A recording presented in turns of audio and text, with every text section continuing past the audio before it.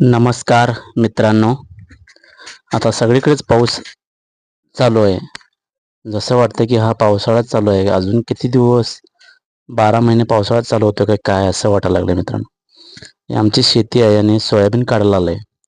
असेच प्रत्येकाची शेती असणार, तुमची पण असणार. कोणाचं सोयाबीन आहे, कोणाचे बटाटे काढायला लागलेत, कोणाची रताळी काढायला लागलेत, कोणाच्या शेंगा काढल्यात. अजून बऱ्याचशा पिके प्रत्येकाची ज्या त्या वेळेला काढायला आलेत. पण पाऊस जोरदार असल्यामुळे शेतीमध्ये जायचं टाळतायत लोक. म्हणजे कसं आहे, हंगामच नाही.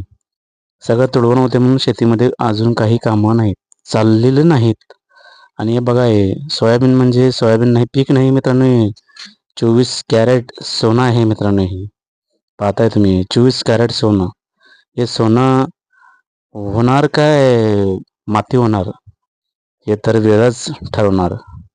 जर वरुण राजांना सुटका दिली तर हे सोनं नक्कीच होणार. 24 कॅरेटचं सोनं नक्कीच शेतकऱ्याला मिळणार.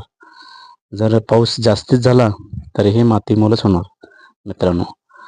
मग सगळ्यांचं लक्ष आहे, केव्हा पाऊस जात आहे, केव्हा ऊन पडत आहे आणि केव्हा आपण आपलं हे सोनं अबाधित करू, याकडे सर्वांचं लक्ष लागून राहिलेलं आहे.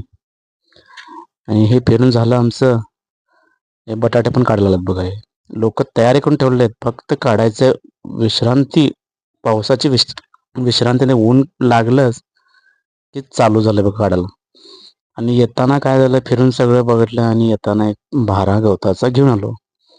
गवताचा भारा घेऊन येताना मित्रांनो गंमत काय असते बघा. इथं चढाव आहे, पुरा हा चढावच आहे आणि बांध चढून यायला लागते. त्या पाऊस तर पडलाय, निसरट व्हायलाय. पाय निसटला तर पायच मोडून जाईल अशी इथं वाट आहे मित्रांनो.